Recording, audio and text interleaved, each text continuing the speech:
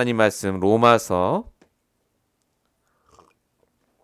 12장 14절에서 21절까지 말씀입니다. 오늘 주신 말씀 로마서 12장 14절에서 21절까지 본문 말씀으로 주셨습니다. 우리 여러분의 성경과 또 화면을 통해서 우리 말씀을 함께 봉독하도록 하겠습니다.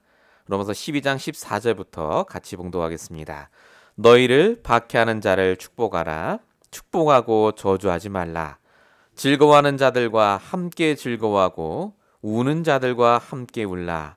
서로 마음을 같이하여 높은 데 마음을 두지 말고 도리어 낮은 데 처하며 스스로 지혜 있는 채 하지 말라. 아무에게도 악을 악으로 갚지 말고 모든 사람 앞에서 선한 일을 도모하라. 할 수 있거든 너희로서는 모든 사람과 더불어 화목하라. 내 사랑하는 자들아, 너희가 친히 원수를 갚지 말고 하나님의 진노하심에 맡기라. 기록되었으되 원수 갚는 것이 내게 있으니 내가 갚으리라고 주께서 말씀하시니라. 내 원수가 줄이거든 먹이고 목마르거든 마시게 하라. 그리함으로 내가 숯불을 그 머리에 쌓아 놓으리라. 악에게 지지 말고 선으로 악을 이기라. 아멘. 우리 오늘 수요예배 주신 말씀의 제목은 비전을 이룰 능력을 주시는 하나님입니다. 우리 비전, 꿈, 여러분이 소원하시는 그 소원이 하나님께서 분명히 우리에게 주실 수밖에 없고 지금도 그 꿈을 하나님이 이루고 계십니다. 중요한 건 우리가 이룰 수 있는 것이라면 그걸 꿈이라고 하지 않습니다. 당연한 거죠. 내가 할 수 있는 보통 당연한 일을 하시는 겁니다. 우리가 보통 꿈, 나의 비전이라고 하실 때는 내 노력과 더불어 하나님의 능력이 필요한 것을 바로 비전이라고 합니다. 여러분은 지금 어떤 꿈, 어떤 비전을 품고 계십니까? 내 노력이 필요합니다. 열심히 해야 되죠. 근데 더 중요한 건 뭐냐? 하나님이 그 노력하는 우리에게 능력을 주셔야 됩니다. 나중에 결론에 말씀드리겠습니다만은 하나님의 능력은 말씀입니다. 이 시대에 말씀으로 우리와 함께 하시고 말씀을 통해 인도하시기 때문에 그렇습니다. 이번 주 강단 말씀 요셉의 얘기였습니다. 하나님이 요셉을 아무 것 없이 요셉을 택하셔서 그에게 능력을 주셨습니다. 요셉이 대단한 능력 가진 게 아니었습니다. 언약을 붙잡는 능력을 주셨습니다. 어릴 때부터요. 언약이 각인되도록 아버지가 했지만 그 언약이 각인되도록 요셉이 품은 것은 하나님의 능력입니다. 여러분이 언약을 붙잡은 게 아니라 하나님이 여러분에게 언약을 붙잡도록 힘을 주고 계십니다. 그걸 잊으시면 안 됩니다. 우리가 이 자리에 나온 것이 그래서 하나님의 은혜고 하나님이 우리에게 주신 최고의 능력입니다. 예배 성공은 그래서 우리가 하는 것이 아니라 하나님이 능력을 주셔야 성공할 수 있는 것입니다. 뿐만 아니라 하나님은 요셉에게 언약을 그냥 주신 게 아니었습니다. 평생 각인할 수 있도록 어릴 때부터 채색옷에 그 사명을 주셨습니다. 요셉의 능력으로는 한 명도 못 살립니다. 근데 하나님이 그 요셉의 모든 것을 통해서 나중에 형들과 애굽과 전 세계를 살릴 수 있도록 또한 인도하십니다. 요셉은 자기가 비전을 이룬 줄 알았는데 뒤돌아보니까 요셉의 비전이 아니라 하나님의 비전이 요셉을 통해 이루어졌습니다. 하나님께서는 지금도 저와 여러분에게 똑같이 인도하십니다. 내가 미국에 온 게 아닙니다. 하나님이 우리를 미국에 보내셨습니다. 내가 이 다락방 전도운동을 깨달은 게 아닙니다. 하나님이 깨닫게 하셨습니다. 그리고 오늘 이 자리에 우리를 불러 모아주셔서 세계복음화라는 언약 붙잡고 이제 본격적으로 기도하고 응답받도록 우리가 이번 주에 말씀을 하나님이 주셨고 우리가 지금 그 말씀을 붙잡고 있습니다. 그래서 항상 기억하실 것이 내 능력도 중요하지만 하나님이 주시는 능력을 우리가 매주마다 붙잡는 것이 가장 중요합니다. 아브라함은 능력이 많았습니다. 75세의 노인이 가족들을 이끌고 다른 나라로 이민 가는 것이 쉬운 일이 아닌데 넉넉하게 그 일을 해낼 정도로 능력이 많았습니다. 근데 아브라함에게 자기 능력을 벗어나는 일들이 계속해서 벌어집니다. 기근이 오고 아내를 뺏기고요. 전쟁이 일어나고 롯과의 갈등이 일어납니다. 아브라함이 어떻게 그걸 헤쳐나갔습니까? 아브라함의 능력이 아니다라고 할 수 없습니다. 아브라함이 갖고 있는 능력이 있어요. 재산도 있고 인격도 있습니다. 근데 중요한 건 아브라함이 그걸 다 갖고 있음에도 불구하고 하나님이 아브라함으로 하여금 그 모든 걸 넘어설 수 있도록 상황과 배경과 만남을 허락하셨습니다. 우리가 아무리 좋은 능력을 갖고 있어도 하나님이 허락지 않으면 절대 그 능력이 발휘가 안 됩니다. 제가 지금 무슨 말을 계속 드리느냐? 하나님의 절대 주권, 하나님의 도우심이 아니면요, 저와 여러분은 아무것도 할 수 없습니다. 그러면 하나님이 나를 도와주시는 유일한 방법이 뭡니까? 그게 바로 말씀입니다. 하나님의 말씀을 붙잡고 있을 때 내 능력이 능력으로 나갑니다. 하나님 말씀이 없으면 아무리 내가 능력이 많아도 무능하게 나가요. 굉장히 내가 불신앙에 빠지고요. 아무것도 안 하는 것 같습니다. 그래서 아브라함에게 내가 너에게 능력 주겠다고 안 했습니다. 복 주겠다고 하시기 전에 본토 친척 아비집을 떠나 내가 지시할 땅으로 가라. 그 말씀부터 주십니다. 그 다음에 복을 주시죠. 여호수아도 마찬가지였습니다. 내가 너를 복을 주겠다가 아닙니다. 분명히 말씀하셨죠. 내가 모세와 함께 했던 것처럼 너와 함께 하겠다. 말씀을 먼저 주시고 그 다음에 가라고 하십니다. 저와 여러분이 가진 꿈과 비전을 하나님이 그래서 주셨다면 반드시 꿈과 비전을 이룰 말씀을 매주마다 주십니다. 내 능력이 세계복음의 능력으로 바뀌도록, 내가 가진 작은 경제가 세계복음의 경제로 바뀌도록 말씀을 주신다니까요. 복음과 말씀이라는 것이 나에게 있으면 그래서 내가 가진 작은 직장이, 작은 경제가 세계복음화 이루는 경제로 바뀝니다. 성경에 있었던 인물들이 싹 다 그 응답을 받았습니다. 오늘 말씀을 통해서 여러분이 정말 붙잡으셔야 됩니다. 하나님은 꿈과 비전을 주시는 분이 아니라 모든 것을 주시는 분입니다. 우리에게 꿈도 주시고 비전도 주시고 말씀도 주시고 힘도 주세요. 목표는 하나입니다. 나를 통해 그리스도가 증거되도록, 세계복음화 언약을 이루도록.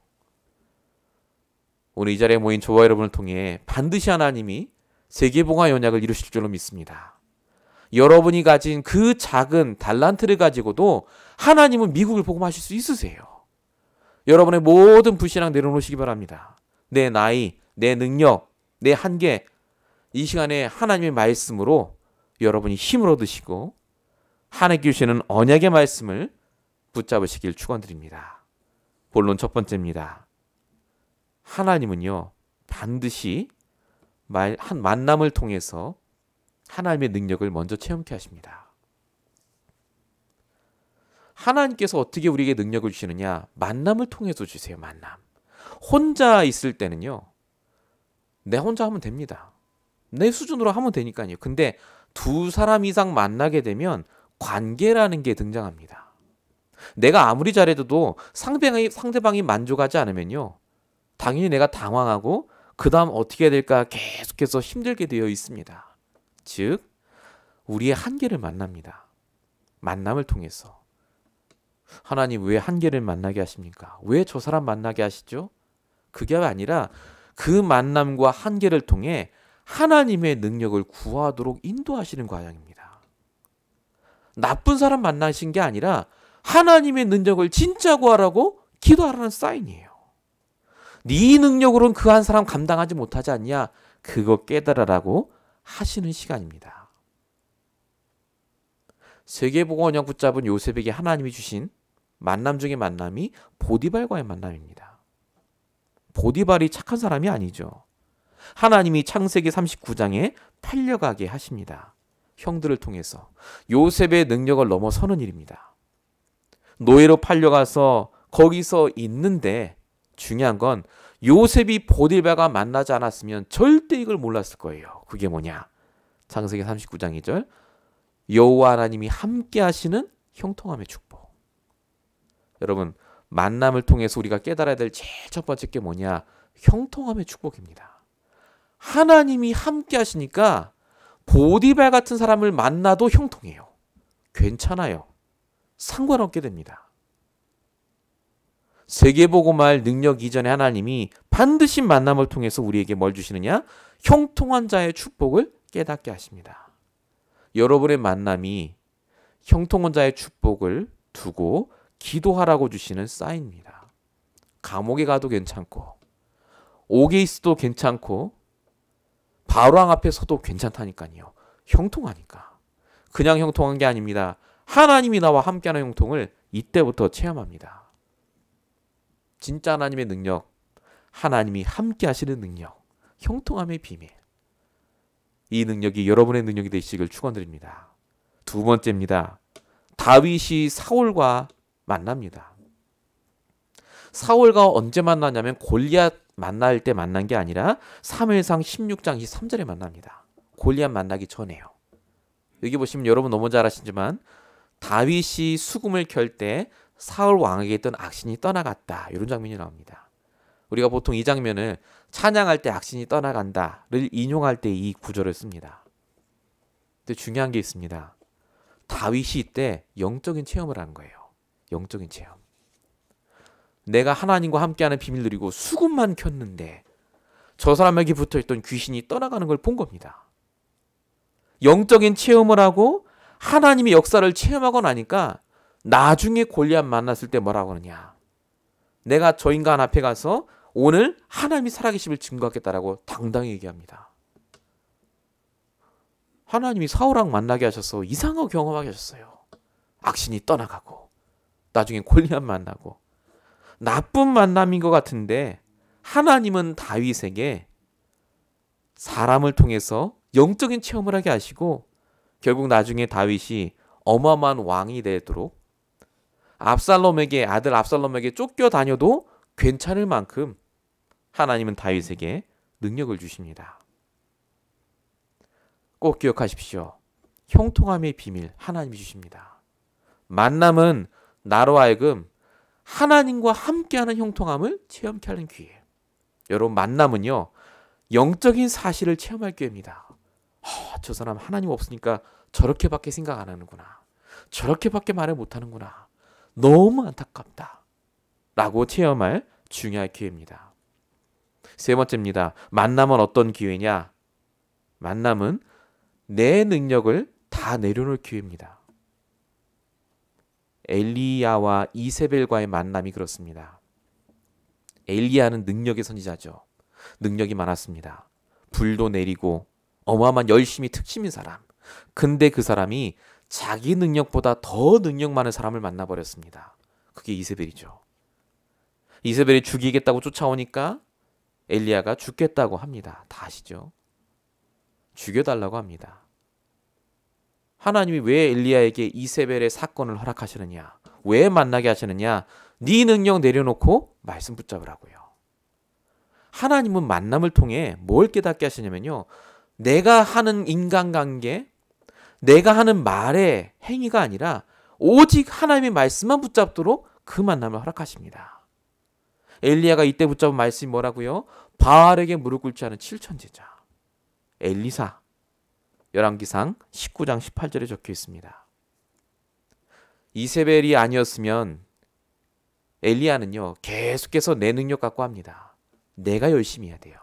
내가 열심히 사업하고 내가 열심히 인간관계하고 내 힘으로 어떻게든지 사람을 구워 삼고 살살살살 얘기하고. 근데 이때 이후로 엘리야가 바뀝니다. 내 능력을 다 내려놓도록.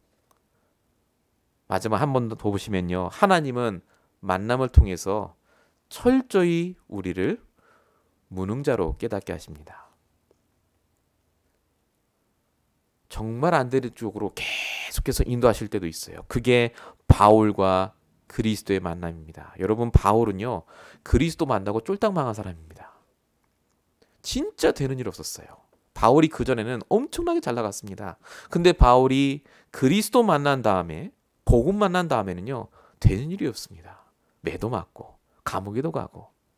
근데 그 바울이 빌립보서 4장 11절부터 보시면 가난해도 부해도 괜찮다. 어려워도 기뻐도 괜찮다. 난 이 모든 걸 할 수 있는 능력이 있기 때문에 그렇다. 라고 얘기합니다. 바울만큼 능력 많은 사람이 어디 있겠습니까? 근데 바울이 그리스도를 만나니까 하나님이 완전 무능자로 만들어져서 하나님이 또 다른 능력을 주십니다. 다른 능력. 바울이 가진 능력이 아니라 다른 능력을 주세요. 그게 빌립보서 4장 13절입니다. 내게 능력 주시는 자 안에서 내가 모든 걸 할 수 있다. 자, 이 말을 여러분 잘 아셔야 됩니다. 바울은요, 그 전에 내가 할 수 있는 건 내가 하는 거고 내가 못하는 거는 못한다고 생각했어요. 내 능력이 아니니까. 그러니까 이게 굉장히 구분이 잘 된 분입니다. 아, 지금 내가 나이가 있는데 내가 능력이 있는데 이거 못해 라고 생각했는데 복음을 깨닫고 나니까 그리스도 안에 있으면 내가 모든 걸 할 수 있도록 하나님이 말씀으로 인도하시는구나가 깨달아진 겁니다. 한다 안 한다가 아닙니다. 어려운 일이 와도 되고 쉬운 일이 와도 괜찮아요. 매주마다 매일마다 말씀으로 하나님이 나를 인도하시니까. 무능한 게 아니라 말씀으로 인도받는 전능자의 위치에 내가 있다는 걸 깨닫게 됩니다. 바울은 만남을 통해서, 그리스도의 만남을 통해서요, 무능자라고 바울은 얘기했지만 사실은 하나님이 함께하는 전능자의 위치까지 올라갑니다. 뭐든 할 수 있어요. 그래서 바울이 깨달은 그 복음이 이사야 12장 2절에 써 있듯이 주께서 나의 힘이고 나의 노래고 나의 구원이다 라고 깨닫습니다. 하나님이 여러분의 만남을 통해서 지금 뭘 하고 계시느냐? 비전을 이룰 수 있는 능력을 하나하나 주고 계십니다. 형통케 하는 축복. 모든 것을 통해서 영적인 체험을 하게 하시고 다 내려놓게 하세요. 그리고 진짜 말씀 인도 따라 하나님의 역사를 바라보도록. 저희 교회 많은 분들이 오시고 또 이 방송을 보고 계시고 함께 인도받고 계십니다. 가장 중요한 건 뭡니까? 하나님의 말씀이 선포된다는 겁니다. 하나님의 말씀이 선포되기 때문에 와도 되고 안 와도 되는 거예요. 이 말은 오지 말라는 말이 아닙니다.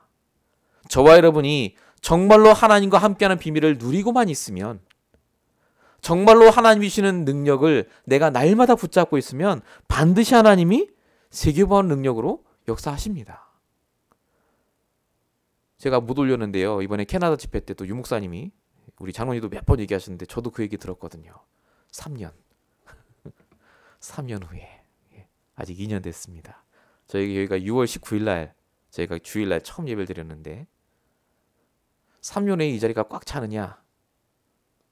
아무도 모르겠죠. 근데 중요한 건 있습니다. 3년 후에도 하나님은 이 강단을 통해, 부족한 저를 통해 오직 예수 전거하시고 오직 복음만 선포하도록 역사하실 줄은 믿습니다.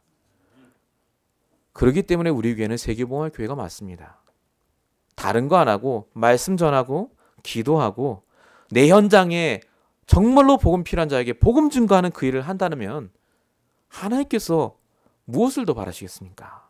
그래서 우리 교회는 될 수밖에 없습니다. 그래서 우리의 만남은 하나도 저주와 문제가 아니라 전부 우리를 더 하나님의 능력을 갖추도록 만드는 가장 중요한 하나님의 기회인 줄로 믿습니다. 그게 로마서 8장 28절, 뜻대로 부르심입은 자들에게 모든 것이 합력하여 선을 이룬다.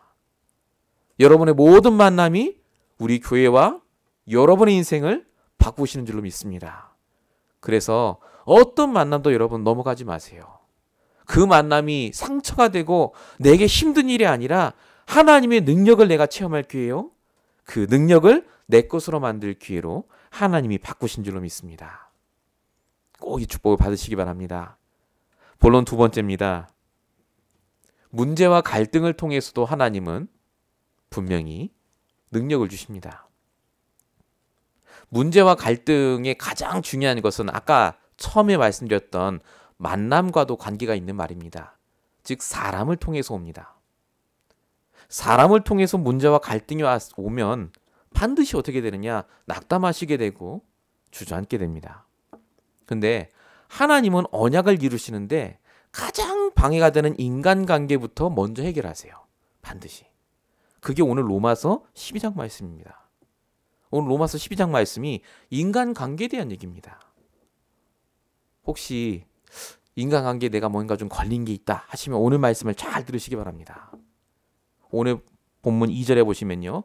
하나님의 온전하신 뜻이 무엇인지 분별하라 라고 적혀 있습니다. 그 사람을 만나게 하신 게 하나님입니다. 그 사람을 통해 그 말을 듣게 하시고 그 일을 이루시도록 허락하신 분도 하나님이십니다. 근데 하나님께서 어떻게 말씀하시느냐? 본문 쭉 나오다가 14절에 보시면 너희를 핍박하는 자도 나오고 17절에 분명히 악한 자도 나온다 라고 적혀 있습니다. 성경에 왜 이런 말이 적혀 있습니까? 그 다음이 중요하기 때문에 그렇습니다. 뭐라고 적혀 있죠? 핍박하는 자를 축복하고 악한 자가 오면 선한 것을 도모하라 라고 적혀 있습니다. 왜 그렇습니까? 내 능력으로 할 수 없기 때문에 그렇습니다. 내 능력으로는 선하게 대할 수가 없어요. 아니 누가 내 욕을 하는데 어떻게 선하게 막 얘기합니까? 근데 오늘 분명히 말씀하신 그대로 악을 갚는 것이 하나님 손에 있기 때문에 맡기라고 적혀 있습니다. 그게 19절이죠.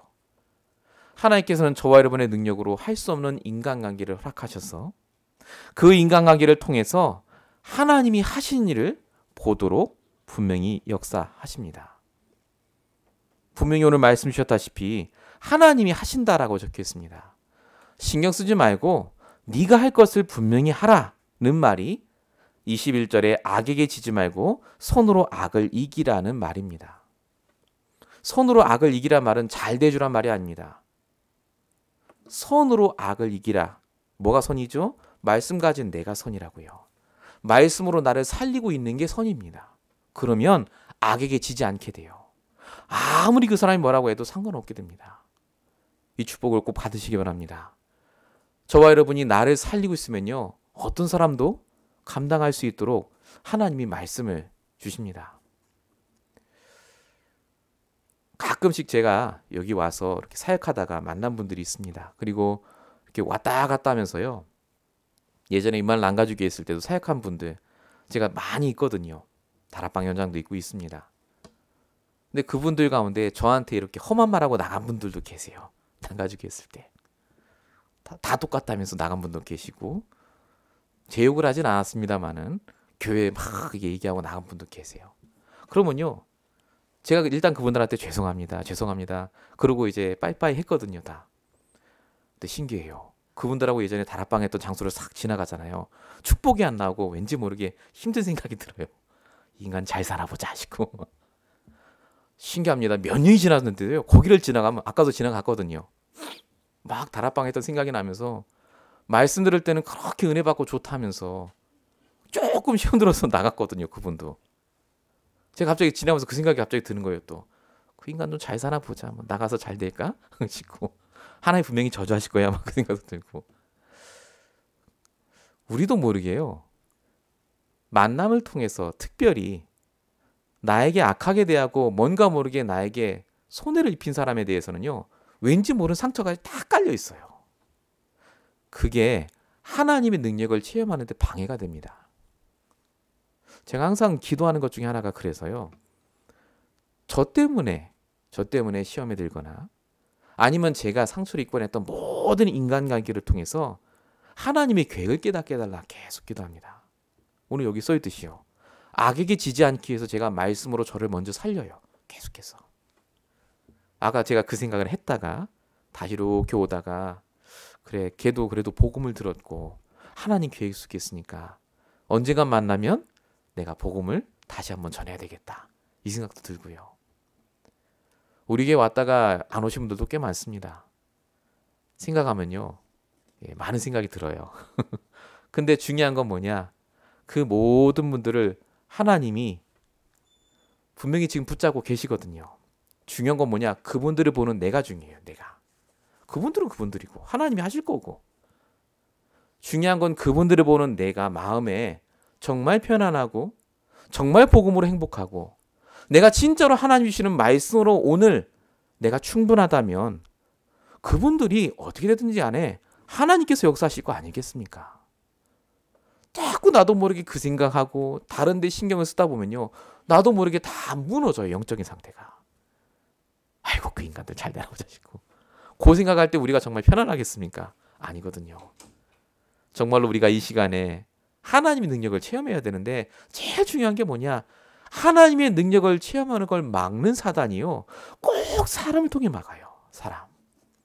그래서 제가 말씀드린 겁니다. 마음에 상처가 되는 만남이 떠오르시거들랑 정말 기도하셔야 돼요. 먼저 나를 살리시기 바랍니다. 신경 쓰지 마세요. 그 사람들. 하나님 손에 다 있어요. 하나님이 갚으실 거예요. 하나님이 때 되면 데려가 오시든지 아니면 또 내보내시든지 하실 겁니다. 중요한 건 내가 살아있어야 누가 와도 그 사람 살릴 수 있어요. 누가 와도. 오늘 이 밤이 그 밤이 되시길 바라고요. 하나님의 능력을 체험하는 시간 되시기 바랍니다. 하나님께서는 문제를 통해 반드시 내 한계를 깨닫게 하십니다. 아브라함도 한계가 올 때까지 하나님 몰고 가십니다. 아들을 100세에 왜 주셨겠습니까? 계속 한계 갈 때까지 내가 할 수 있다고 생각했거든요. 내가. 그러다가 결국 아브라함이 꼬꾸라졌을 때 하나님이 아들을 주셨습니다. 잠언 16장 보니까요. 16장 1절부터 보니까 우리가 염려를 안 하는 것 같은데 사실은 불신앙에 다 빠져 있다라고 적혀 있습니다. 여러분 잠언 16장 1절 너무나 유명한 구절인데 아십니까? 마음의 경영은 사람에게 있어도 응답은 여호와께 있다라고 적혀 있거든요. 근데 우리도 모르게 내가 마음먹은 대로 안 되면 불안해하고 짜증내고 힘들어합니다. 그만큼 우리가 불신앙이 가득 차 있어요. 심지어 어떤 불신앙이 드느냐? 4절에 보시면 불신자도 적당한 날에 하나님이 그들을 돌보신다. 악한 날에 적당하게 하신다. 우리 주변 사람도 뿐만 아니라요. 다른 불신자까지도 잘 되는 것을 눈뜨고 못 봅니다. 그만큼 우리가요. 약해요. 사실은. 그래서 하나님이 우리에게 주신 것이 뭐라고 하셨느냐? 전도서 3장 1절에 써 있듯이 범사에 기한이 있고 천하만사에 때가 있다라고 적혀 있습니다. 한계가 온다는 말은 준비하라는 말입니다. 지금 우리가 바꿀 수가 없어요. 한계가 왔다는 말은 하나님께서 지금 나를 통해 역사하신다는 말입니다. 저와 여러분에게서 한계가 닥치면요. 반드시 하나님의 계획이 무엇인지를 보시고 기도하셔야 됩니다. 아시아로 가는 문이 막혔을 때 마게도냐로 갔듯이 바울이 여러분에게 또 우리 교회에 이것이 한계구나라고 생각하면 낙담하는 게 아니라 반드시 하나님의 또 다른 계획이 뭘까를 기대하시면서 기도하시고 준비하시기 바랍니다. 제가 요즘 계속 공부하고 있습니다. 이제 이틀 했습니다. 에스파뇰어를 배우고 있어요. 도저히 안 되겠더라고요. 불신자 전도를 해야 되겠는데 하나님께서 하실 거고 그거는 한국 사람은. LA 미국에 교회를 세우는데 내가 목회를 하지만 선교사고 전도자 아니냐. 정말로 제가 안 되겠지만 탁월하기는 않겠지만 제가 공부를 해야 되겠다 싶어서 마음 먹고 돈을 내고 인터넷 강의로 해서 제가 배우고 있습니다. 일단은 제가 그걸 하는 목적은 이걸 해서 뭘 하겠다 보다도 하나님의 계획이 뭘까를 기도하다가 제가 하나하나 하는 겁니다. 하나님의 계획. 한계에 부딪혔다라고 제가 느꼈지만은 그게 아니라 하나님이 우리에게 하실 또 다른 전도가 뭘까? 지금 우리에게 왔던 분들도 제가 다시 찾아봐야 될 것 같고 또 우리 성도님들 현장에 정말로 하나님이 원하시는 전도 현장이 어딜까? 또 생각하고 있고요. 또 우리 만물상에도 그렇고 스페인 친구들이 많이 있어요. 늘 만나면 올라 이거밖에 안 했는데 지금 조금 더 많이 늘었습니다. 엔칸타도 이런 것도 하고요. 중요한 건 제가 그 사람들에게 복음을 전할 만큼 만약에 하나님이 저에게 응답을 주신다면 정말 기도하고 있습니다. 에스파냐 방언 달라고 기도하고 있어요. 기도하고 있어요. 저는 정말로 이 LA뿐만 아니라 남미에 가서 정확한 복음을 통역 안 쓰고 제가 전달하는 걸 꿈꾸면서 기도하고 있습니다. 제게 주신 비전이에요. 하나님께서 어떻게 하실지 모릅니다. 하지만 저는 기도하는 것이 분명히 미국에 우리 교회를 세우셨다면 미국 복음화, 남미 복음화는 우리의 사명입니다. 그렇기 때문에 우리가 지금 이 시간 여러분들이 경전에서 돈을 벌고 계시고 저는 여기서 기도하고 전도하고 준비하는 겁니다. 한계가 아닙니다. 안 되는 게 아니라 하나님의 또 다른 계획을 보고 기도하고 준비하지 않았기 때문에 문제가 오는 거 아니겠습니까? 제가 만약에 앞으로 2년 후, 3년 후까지 계속 이 공부를 한다. 저는 분명히 말할 수 있습니다. 됩니다. 여러분들이 많이 격려해 주시기 바랍니다. 이제 한 주 했어요. 중요한 건 제가 목표로 딱 삼는 게 있습니다. 복음을 전하고 다락방을 할 수 있을 정도까지 제가 되도록. 제가 조금만 좀 되면 마물상에 가서 그 친구들하고 얘기를 좀 하려고요. 얘기도 좀 하고 늘려야 되니까. 정말로 저는 하나님의 계획이 뭔가를 지금 고민하면서 계속해서 준비합니다. 전도 자료도 찾아보고요. 하나님이 미국 땅에 원하는 전도가 뭘까? 진짜 150민족 살려야 되는데 아무도 그 준비 안 합니다. 통역할 사람 어디 있을까 찾고 있고요. 어디 남미 가서 좋은 선교사님 하나 뒤에 붙어갖고 하지 않을까 그거 생각한다니까요. 그게 아니라 하나님이 저와 여러분에게 주신 각자의 현장에서 할 수 있는 세계복음화의 언약, 우리가 할 수 있는 세계복음화의 사명 있지 않습니까?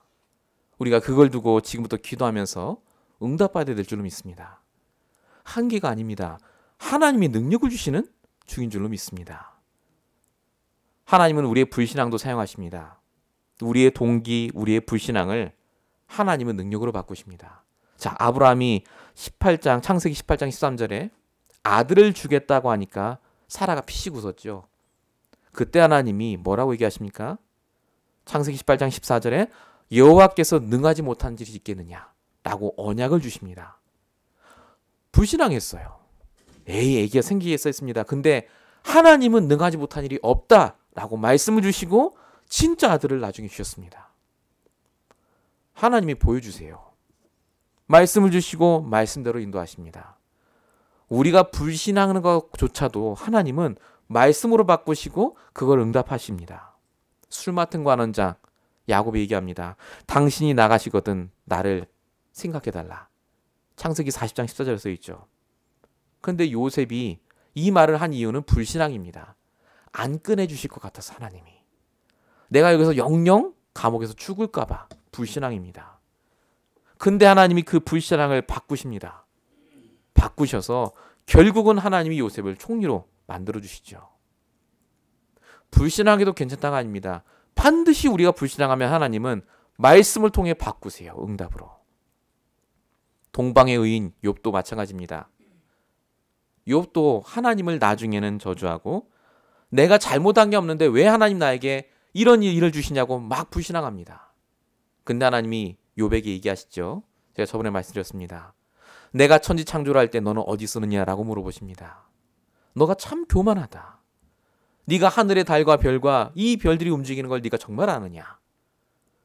내가 이 모든 걸 만들고 움직이는데 너는 그때 뭘 하고 있었고 무엇을 알고 있느냐라고 반문하십니다. 그때 욥이 내가 죽게 대하여 귀로 듣기만 했는데 이제 눈으로 뵈는 것처럼 주를 봅니다 라고 얘기합니다.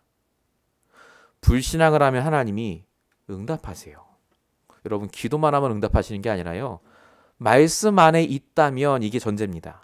우리가 말씀을 듣는 현장에 있다면요. 내가 불신앙하는데도 그 불신앙에 답을 주세요. 말씀을 통해서. 참 신기합니다. 예배 자리에 나오는 게 그래서 중요하다니까요. 불신앙하고 염려해도요. 이 자리에 오기만 하면 하나님이 말씀을 통해서 깨닫게 하시고 오히려 능력으로 바꾸십니다. 내가 불신앙할 수밖에 없는 사람인 줄 알고 하나님이 역사하세요. 요한복음 14장 1절 너희는 마음에 근심하지 말라 하나님을 믿으니 또 나를 믿으라. 여러분은 무엇을 믿습니까? 결국 불신앙은요. 내가 무엇을 믿는가의 차이입니다. 하나님을 믿는지 하나님 주시는 말씀을 믿는지 아니면 응답을 믿고 있는지 그만큼 저와 여러분이 우리 인생의 가장 중요한 만남을 통해서 능력을 주시고 문제와 사건과 불신앙을 통해서도 능력을 주십니다.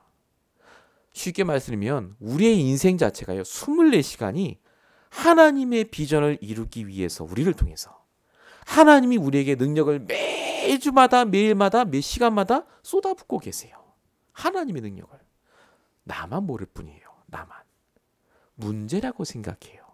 사건이라고 생각합니다. 또 불신앙하고 넘어지고 안 해버립니다. 근데 하나님은 여러분이 할 수 있는 일과 없는 일이 아니라 주 안에서 모든 걸 할 수 있도록 능력을 주십니다. 그래서 도전하세요. 괜찮습니다. 하나님의 자녀가 그래서 하나님과 함께하면요 달라집니다. 세 번째입니다. 그럼 하나님의 능력이 뭡니까? 하나님 주신다는 능력, 힘, 권세 맞습니다. 다 맞는데 한마디로 말씀드리면 말씀입니다. 하나님의 말씀은 두 가지로 나타납니다. 첫 번째가 성령의 인도고요. 두 번째가 악령 결박입니다. 이게 말씀입니다. 자, 성령 인도. 하나님이 말씀으로 주시는 능력 중에 하나가 성령 인도 받는 능력입니다. 요한복음 14장 16절부터 적혀 있듯이요. 하나님께서 말씀으로 우리를 인도하십니다. 무슨 말이죠? 빗나갈 일이 없다는 말입니다. 그대로만 가면 하나님이 우리를 응답받는 자리에 축복받는 자리에 있게 하십니다. 히브리서 4장 12절 하나님 말씀은 살았고 운동력이 있어. 분명히 적혀져 있습니다. 그만큼 하나님께서 말씀을 통해 인도받을 때는 응답을 받는 자리에 계속 있게 하십니다. 진짜 말씀 응답받으면 부자 됩니다. 아브라함 보세요. 가병 318명 키울 정도로 응답받아 버렸습니다. 이삭, 르호봇, 100배 축복.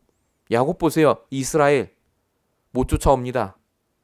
요셉은 어떻게 됐습니까? 성령이도 받으니까 총리 자리에 형통한 자의 축복을 끝까지 누리잖아요. 저와 여러분이 주신 말씀의 능력을 그래서 헛되이 사시지 마시고요. 정말로 말씀의 능력 붙잡고 내 만남과 문제와 사건을 통해 하나님의 능력을 체험하시기 바랍니다. 능력 체험할 시간표예요. 문제가 온 게 아니라 능력 체험할 시간표. 우리 교회 하나님이 능력을 주시는 시간표. 언제냐? 바로 지금입니다. 힘들고 어렵고 낭망되는 인생 시간표가 아니라 내가 준비할 시간표. 하나님이 역사를 따라갈 시간표. 하나님은 말씀으로 주시는 또 다른 능력이 악력을 결박하는 능력입니다. 사단 결박. 누가복음 10장 19절 원수의 모든 능력을 제어할 권능을 주신다 그렇게 써 있습니다. 모든 능력입니다. 사단의 모든 능력을 여러분이 제어할 수 있습니다. 절대 사단이 우리를 속이지 못합니다. 내가 말씀의 능력 안에만 있으면요. 심지어 뭐라고 하셨느냐? 야고보서 4장 7절 마귀를 대적하라고도 써 있습니다. 그러면 너희를 피하리라. 말씀이 있으면 마귀를 대적할 수 있고 마귀가 우리를 피합니다. 근데 사단은요. 꼭 말씀만 빠진 생각을 하게 해요. 말씀이 빠진 꿈을 꾸게 합니다. 말씀이 빠진 판단을 하게 해요. 그러니까 사단의 밥입니다. 그럴 수밖에 없어요. 여러분 예배 자리에 올까 안 올까 이거는 선택의 결정이 아니거든요. 당연히 와야 되는 겁니다. 근데 우리도 모르게 말씀이 빠진 생각 속에 들어가면 지금 내 몸의 컨디션, 내 상태, 내 스케줄만 생각해요. 안 와야 될 거를 쫙 생각하시죠. 근데 하나님 말씀 속에 있으면요. 달라집니다. 그래서 성경은 말씀을 표현할 때 에베소서 6장에 써 있듯이 마귀의 간계를 이기기에 전신갑주를 입으라. 또 마귀와 대적하기 위해서 말씀의 검을 가지라 라고 적혀 있습니다.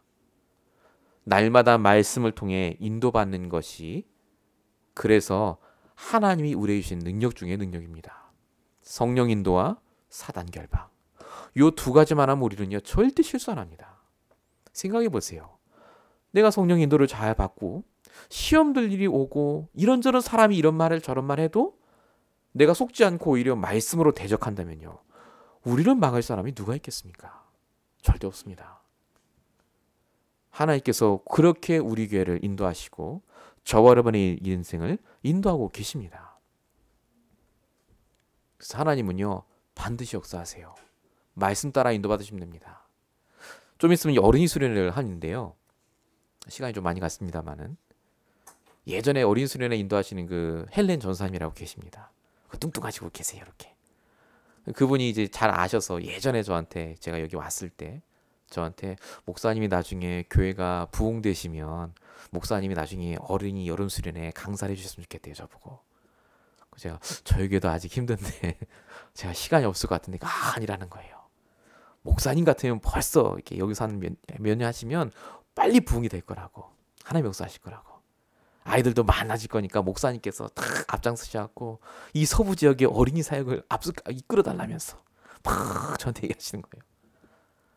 감사하죠. 좋은 말 있음이시니까. 뭐 제가 그분이 저를 저주한 게 아니니까. 근데 제가 그분이 이제 연락이 와야 될 때가 바로 이때예요. 사실은. 근데 뚝 공문이 왔어요. 왔는데 이제 강사가 제가 아니라 이제 지산학 목사님이 오셨어요. 지산학 목사님. 저한테는 뭐 없었어요. 연락이 전혀. 몇 번 연락이 왔었거든요. 저한테도. 목사님 준비하세요. 곧 있으면 목사님 하셔야 됩니다. 제가 몇 번 제가 안 한다 했어요. 지금 저희 교회도 그렇고 제가 지금 그거 할 시간이 아니라고. 근데 이분이 계속 목사님 지금쯤이면 뭐 잘 되시고 막 이렇게 써놨어요. 근데 제가 그걸 보는데 하나님의 음성으로 들리는 거예요. 하나님이 진짜 기도를 시키시는구나. 안류도 그렇고요. 이 어린이 사역도 그렇고요. 제가 안류 교수잖아요. 관여가 돼 있거든요. 어린이 사역도 제가 기도하겠다고 했어요. 필요하시면 제가 도와드리겠다고 했고. 하나님이 이렇게 관계가 되어 있지만 제가 적극적으로 아직 못하게 하시는 지금 이 시간표에 있는데 하나님이 저를 왜 이렇게 하실까 지금. 아니 저에게 비전을 주셨으면 뭔가 이렇게 확 부흥을 일으키셔갖고 저도 딱 도와드리고 정말 그랬으면 좋겠는데 하나님이 애매모호하게 지금 기도만 할 수 있도록 이렇게 하세요. 근데 이 시간표가 저에게 얼마나 중요한지 모릅니다. 정말 기도를 담고 하나님이 저를 하여금 계속해서 기도하게 하세요. 알리도 마찬가지고 어린 사회도 마찬가지고 지금 당장 제가 안 쓰임 받아도 괜찮습니다. 우리 교회가 뭐 얼마 없으니까 안 간다는 말이 아닙니다. 제가 기도가 담겨야 되거든요. 이번에 캐나다도 제가 이번에 갈 수가 있었는데 하나님께 진짜 기도하니까요. 진짜 기도해야 되겠다 이 마음이 드는 거예요. 진짜 이번에 캐나다 집회 제가 말씀드렸더니요. 정말로 딱 자세 잡고 들었거든요. 거기 있는 것처럼. 얼마나 은혜가 되는지 몰라요. 너무너무 말씀은 사모가 되지만 내가 기도가 담겨야겠다. 내 마음이 담기고 중심이 담겨야 되겠다. 모든 집회에 내가 중심을 담고 앞으로 기도해야 되겠다. 제가 마음이 달라지니까요. 전혀 뭐 문제가 안 돼요. 사실은. 저와 여러분에게 주신 능력은요. 어떤 것도 넘어갑니다. 어떤 것도 문제 안 됩니다. 사람 문제되는 게 아니라요. 능력을 받을 시간표입니다. 하나님께 맡기세요. 하나님이 다 처리하신다니까요. 악에게 지지 말고 선으로 악을 이기시길 축원드립니다. 결론입니다. 그래서 여러분들은요. 제일 중요한 영적인 시간을 회복하시기 바랍니다. 내가 선하게 되는 시간, 착하게 되는 시간 말고요. 선하게 되는 시간, 하나님의 말씀으로 인도받는 시간, 주 안에서 어떤 것도 내가 할 수 있는 사람이구나 깨닫는 그 시간을 반드시 가지시기 바랍니다. 창세기 17장 4절 나의 언약이 너와 함께 있을 것이다. 하나님이 아브라함에게 하셨던 말씀입니다. 저는 이 말씀이요 굉장히 그때 붙잡았거든요. 하나님의 언약이 나와 함께, 하나님의 말씀이 여러분과 함께, 그 언약을 여러분이 꼭 붙잡으시기 바랍니다.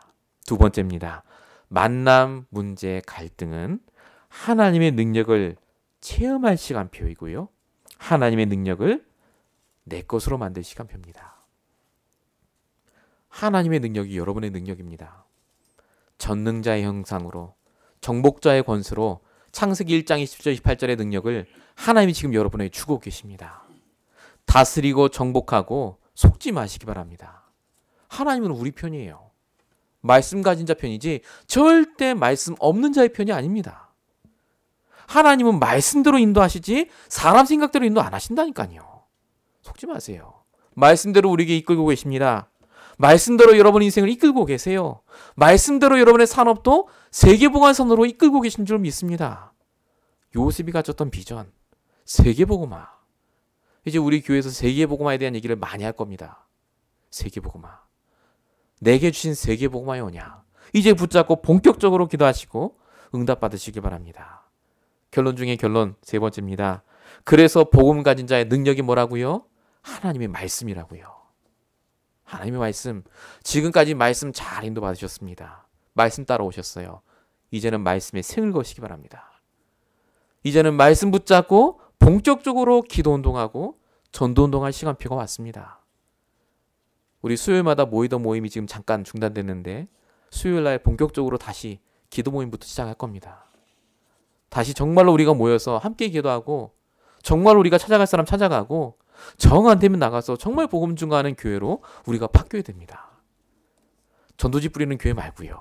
진짜 하나님께 주시는 말씀 붙잡고 기도하고 포럼하고 인도받는 그 모임. 곳곳에 계속해서 말씀 운동이 일어나야 돼요. 세계복음화해야 되니까. 세계복음화. 모든 것을 바꾸세요. 그래서 지금부터. 우리 교회는 세계복음화 교회입니다. 여러분의 경제는 세계복음화의 경제. 내가 지금 얼마를 버는 게 중요한 게 아니라 이 경제를 통해 하나님이 세계복음화를 하길 원하세요. 오늘부터 집중으로 기도하시기 바랍니다. 김영주 목사의 말로 들지 마시고요. 하나님이 주시는 음성으로 들으세요. 하나님, 이제 본격적으로 세계복음화 쓰임받는 인생 되게 하옵소서. 이 축복을 꼭 받으시는 저버른 되시길 축원드립니다. 기도하겠습니다. 살아계신 하나님 감사합니다. 우리의 만남과 사건과 문제를 통해서 인간관계를 통해서 하나님의 능력을 체험케 하시고 어떤 것도 문제가 되지 않도록 역사하심을 감사합니다. 하나님, 지금도 우리에게 하나님의 능력을 체험케 하시고 하나님의 능력을 우리의 능력으로 지금도 바꾸고 계시는 아버지 하나님, 하나님의 말씀 붙잡고 세계복음한 응답으로 역사해 주시옵소서. 우리의 인생이, 우리의 경제가, 우리의 모든 가정이 오직 세계복음에 쓰임받을 수 있도록 역사하여 주시옵소서. 정말 우리 교회가 하나님 세계복음에 쓰임받게 하여 주시옵시고 남미를 복음화하며 전 세계 1천만 제자 키우는 쓰임받을 수 있도록 하나님 능력으로 역사하시고 인도하여 주시옵소서. 이제 곳곳에 하나님이 원하시는 세계복음할 기도의 모임, 전도의 모임이 일어나게 하시고 이제 정말로 우리의 산업과 우리의 전문성을 통하여서 하나님께서 능력으로 함께하여 주시옵소서. 정말 오늘 주신 말씀을 하나님이 역사하시고 이루실 줄로 믿사옵고 우리 원하신 예수 그리스도로 감사하며 기도했습니다. 아멘.